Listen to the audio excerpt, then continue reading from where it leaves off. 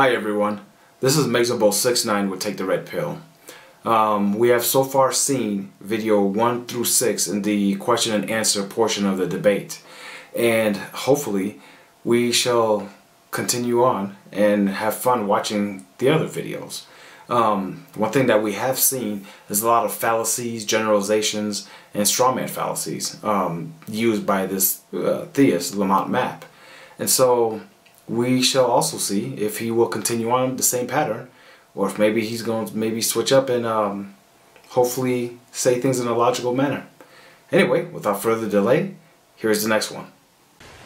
Okay, the next one will be for Jason. If we are logical thinkers, then how do our thoughts explain a God that created logic?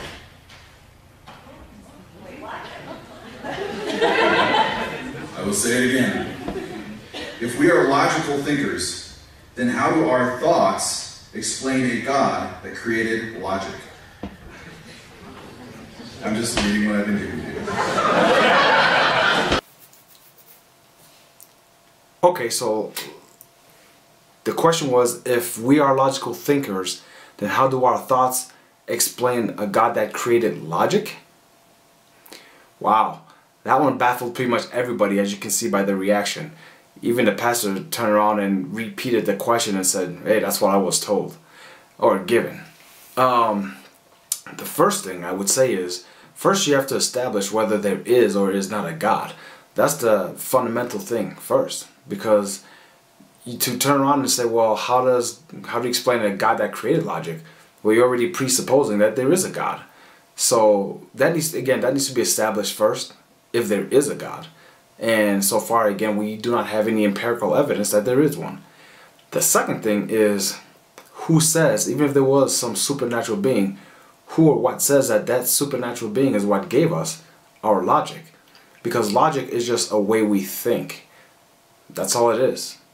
So let's see how much more interesting this is going to get. Right. The idea that God created logic. First of all, logic is simply a description of existence. Okay? You can't have something exist and not exist at the same time. It's not something that's created in someone's mind and created as a concept. We can't have a concept of logic, but that doesn't mean that logic itself. Logic is simply a description, like saying water is wet. Okay? No one created wetness, but it's a description of water. Logic is a description of our existence. So the idea of who created logic, it's like saying one's water is wet. I'm not quite sure where the full scope of that question is going, but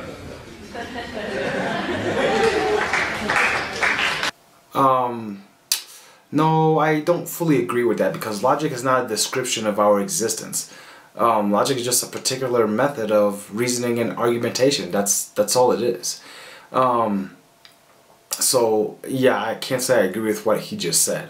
However, I could say that we cannot say who or what created logic, because it's something that a lot of people have. A lot of people are born with it. Some people have logic from, you can tell when children have good logic. And for some other people, it takes time for them to actually build some good logic. So we can't say it's something that was, of course, created, but of course it's not a description of our existence either.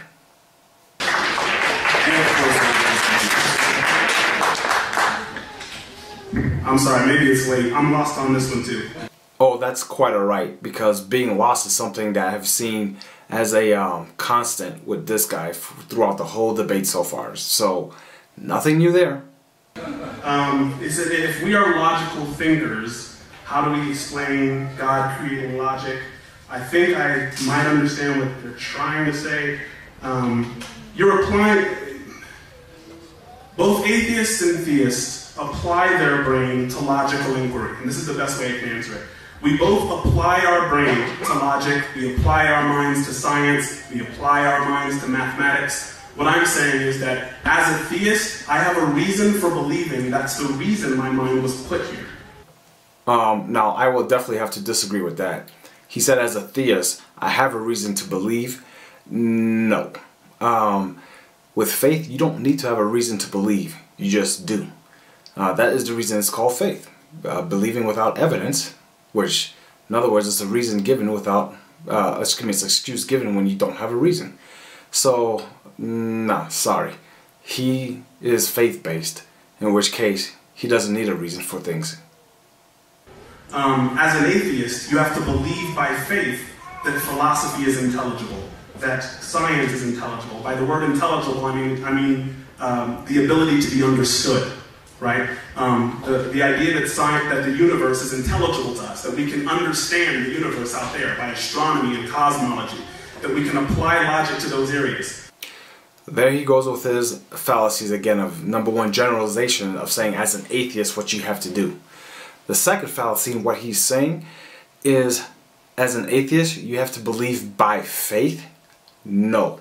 No such thing. The only thing atheism says is, I do not believe because you have not provided sufficient evidence for me to believe the claim of your God. Therefore, I reject it.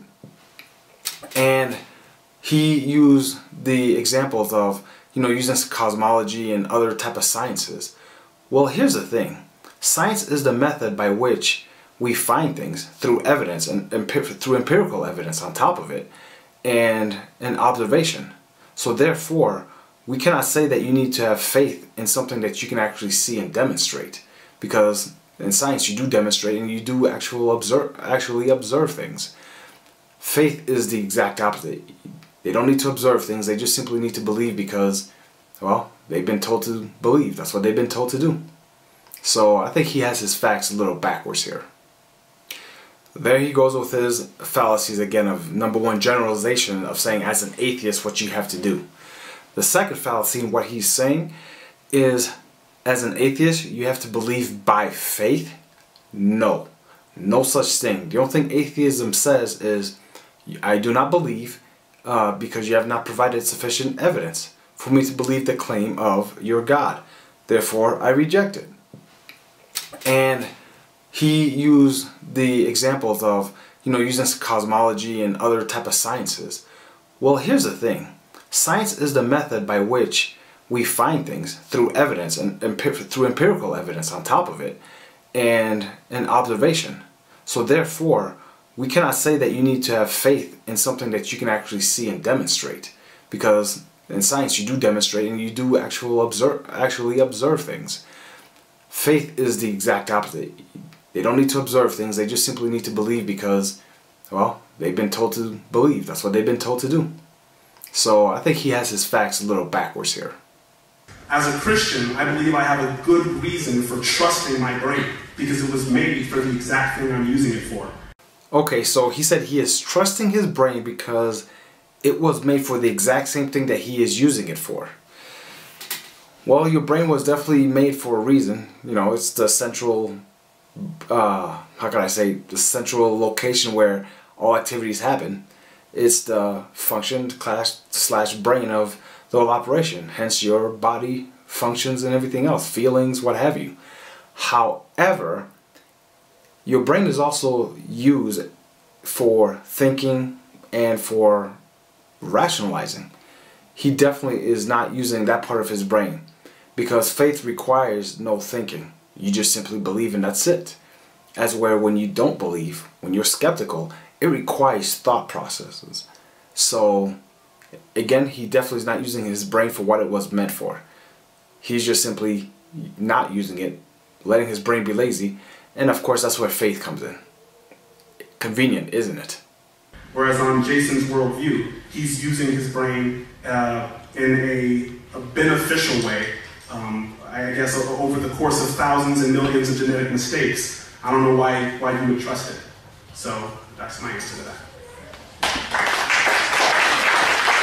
Well, as for him using his brain, it seems like he just failed big time in doing that. I mean, he just talked about what Jason the atheist uses his brain for, and he mentioned genetic mistakes. And I know that he was I know that he was referring to evolution, because he made a comment about evolution in one of his prior comments. However, he has it mixed up between evolution and mutation. Second of all, evolution is a scientific theory. Now, a scientific theory, it has evidence and facts behind it, and the theory pretty much is the best conclusion that could be created from all the evidence. And that's why a lot of times theories do change, because as new evidence comes in, you know, scientists are not too rigid to say, oh, I can't change my mind, because no, they go where the evidence leads them. As well with faith, they just follow the crowd. So again, he just proved how he does not use his brain. So he's in no position to turn around and critique Jason for how he does or does not use his brain. I trust it because it works. Why even assume Lamont is reliable enough to tell that his presupposition that the Christian God exists? Why assume that his mind is reliable to tell him that his own God exists? You know, that really was a good question. I mean, how or why does he assume that his mind is reliable enough to tell him that his own God exists, especially when there hasn't been any proof that one does exist? Pretty unreliable right there, isn't it? We all have to start with the presupposition that rationality and logic, and we have the ability to reason. Otherwise, we seek incoherence, and we don't even have the ability to even challenge it in the first place. Now, logic, God himself. 30 seconds. God himself is not logical. He has an infinite regress of thoughts. If God thought, okay, I'm going to create the universe, then that means he had to have thought about when he was going to thinking about the infinite regress, okay? God himself, the concept is illogical, that he's 100% human and 100% God. And if God is unchanging, how could he ever make a choice? See, God has to be unchanging in order for this cosmological argument to even try to get off the ground. That's time, JC. I mean, you know, there are some things that Jason said and I have to agree with him. You know, the concept of God is illogical, because to believe in God, bottom line, you just have to have faith, and which means you're believing in something without evidence. And quite frankly, apart from religion, there are not many other things out there that we do that with. Again, if I were to turn around and say I can jump the Empire State Building in one single bound, the average person would tell me that I'm crazy, off my rocker, or maybe would be skeptical enough to say, let me see. What equates to, in other words, prove it. So, faith again is illogical. And believing in God, and God, the concept of God itself is illogical, for that matter. You look at God and he has many human characteristics in the Bible. You know, his anger gets kindled. He's jealous God. You know, the Ten Commandments, I'm a jealous God. There's so many things that, you know, he regrets that he made mankind, so he sends the flood. I mean, you look at things like that, that is all human characteristics, you know, which leads me to ask, is he man-made? Anyway, again, the lack of proof of God is something that's going to be an ongoing topic, so we will continue on with these video series. Excuse me, and then when we're done with them, we will engage in other topics. Still on the same thing, is there proof for God out there? Is he real? And the Bible inerrancies. Until next time, this is Megzable69 with Take the Red Pill.